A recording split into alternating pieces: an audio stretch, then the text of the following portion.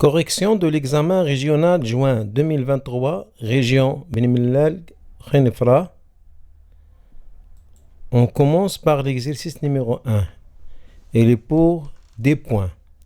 Il est composé de deux parties. La partie 1.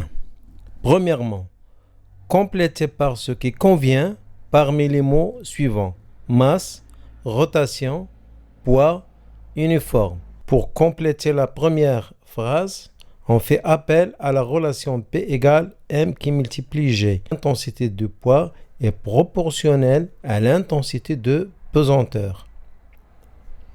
Donc, l'intensité du poids d'un corps varie selon le lieu et l'altitude, tandis que sa masse reste constante. Parce que la masse ne dépend ni de l'altitude ni de lieu. La deuxième phrase, on dit qu'un corps solide est en mouvement autour d'un axe fixe lorsque tous les points de ce corps effectuent des trajectoires circulaires autour de cet axe. Donc ici, on parle de la rotation. Par exemple, si on a une roue, on va prendre deux points de cette roue qui sont A et B et on va suivre la trajectoire décrite par ces deux points lorsque la roue tourne, c'est lorsqu'elle est en rotation. On voit bien que les deux points A et B ont effectué des trajectoires circulaires autour du même axe.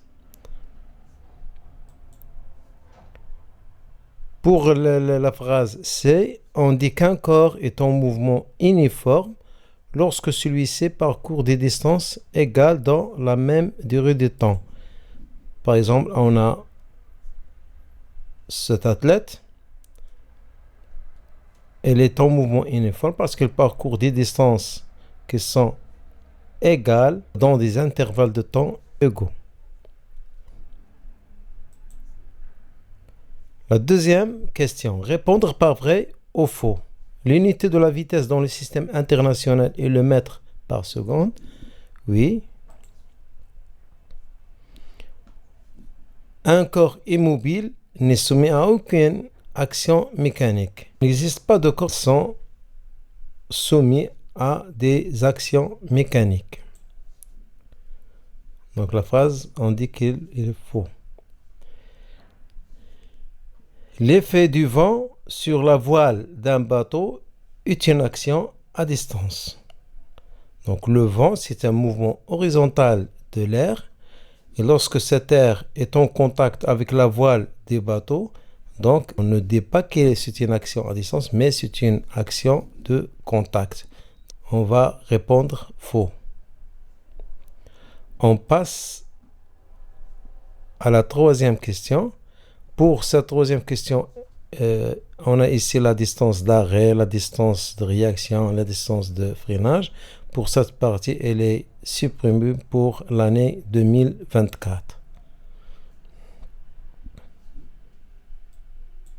La partie 2 de l'exercice 1.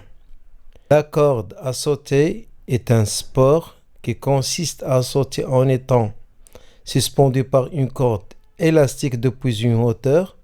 L'objectif de cet exercice est d'étudier le mouvement, tout d'abord, puis l'équilibre du sauteur pendant deux phases de saut. Premièrement, on va étudier le mouvement des sauteurs pendant la chute. La technique de la chronophotographie permet de déterminer la position de centre de gravité G des sauteurs pendant la phase de chute. On voit bien les positions des centres de gravité des sauteurs. On a G1, G2, G3, G4, G5. La durée entre deux positions successives reste constante. Elle est égale à 2 secondes. La question 1.1. Déterminer la nature du mouvement du sauteur pendant cette phase. En justifiant la réponse. On dit que le mouvement est rectiligne parce que le saut était verticalement. Elle est accélérée. Les distances car les distances parcourues par le sauteur augmentent pendant des intervalles de temps égaux. Et ces intervalles de temps égaux, c'est 2 secondes. 1, 2.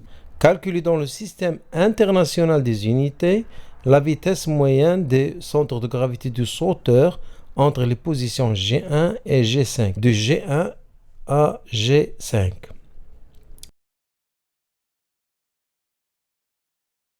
D, c'est la distance entre G1 et G5.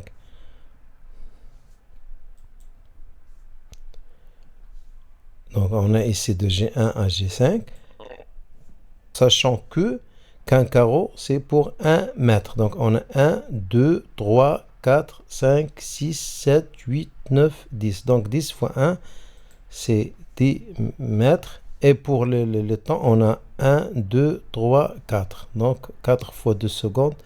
Donc, ça va donner des mètres sur 8 secondes. Et le résultat sera 1,25 mètres par seconde.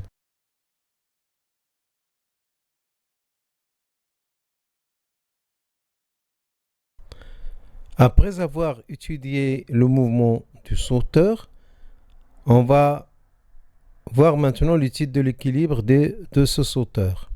Après la phase de chute, le sauteur est suspendu en état d'équilibre, comme on voit sur la figure. On a comme donné l'intensité de la force exercée par la corde élastique sur le sauteur est T égale 600 newtons. 2, 1. Représenter sur la figure 2 la force T en utilisant l'échelle suivante, 1 cm pour 300 newtons. Puisqu'on a 600 newtons, donc la longueur du vecteur T sera 2 cm. Pour les autres caractéristiques, on a comme point d'application, on a le point A. Et la droite d'action, c'est la droite AG qui est verticale. Et le sens, c'est 2 points A vers le haut. Et pour l'intensité, c'est déjà donné, c'est 600 newtons qui est traduit par une longueur de 2 cm. Voilà, on a la longueur de 2 cm. Et on écrit le vecteur T. 2, 2. En appliquant la condition d'équilibre, déterminer les caractéristiques du poids du sauteur. Tout d'abord, on a le sauteur est en équilibre sous l'action de deux forces, qui sont la force exercée par la corde élastique et la force exercée par la tête, qui est le poids du sauteur. Et ces deux forces ont la même droite d'action, la même intensité et de sens opposé. Et le point d'application, bien sûr, la Terre, elle exerce une force sur ce sauteur, sur son centre de gravité qui est G. Donc le point d'application, le point G, centre de gravité du sauteur. La droite d'action, c'est la droite verticale passant par G. Le sens, c'est vers le bas. Et l'intensité, c'est on a P égale T égale 600 newtons. 2, 3. Déduire la masse du sauteur, sachant que l'intensité du champ de pesanteur, G égale à 10 newtons par kilogramme. On sait que P égale M qui multiplie G. Donc, on a M égale P sur G. On va remplacer P par sa valeur, qui est 600 newtons, et G, le champ de pesanteur, par 10 newtons par kilogramme. Donc, le résultat sera M égale 60 kg.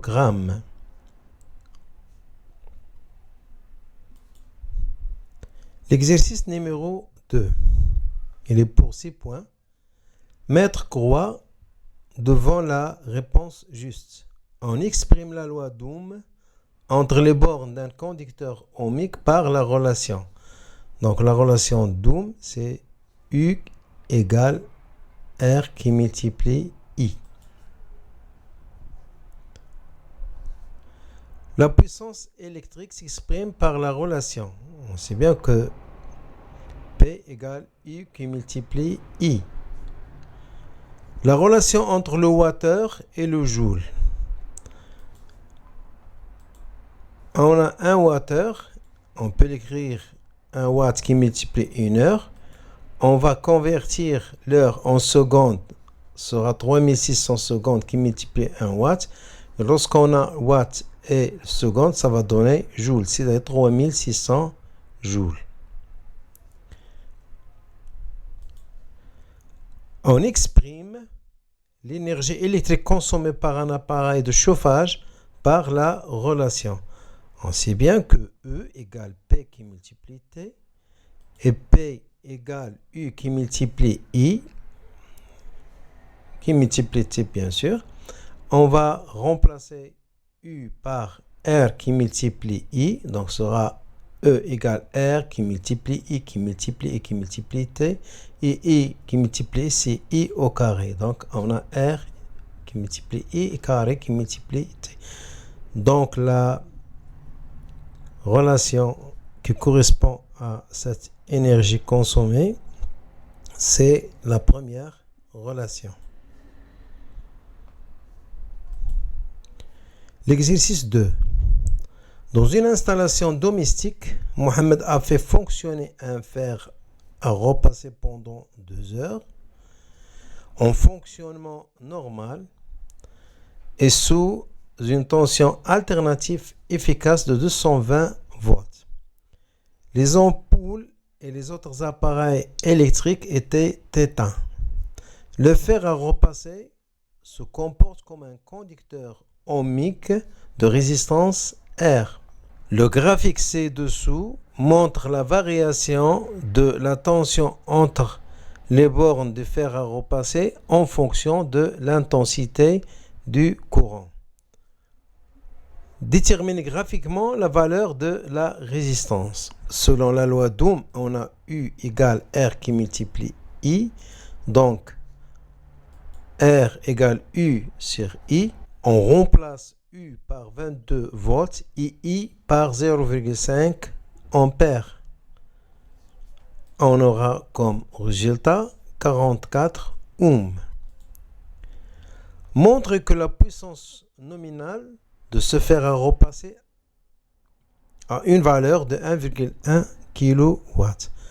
Puisqu'on va parler de la puissance, donc la liaison entre la puissance et l'intensité et la tension, on a P égale U qui multiplie I. Et on a I qui est U sur R selon la loi d'Ohm. I égale U sur R. Donc, on a P égale U carré sur R.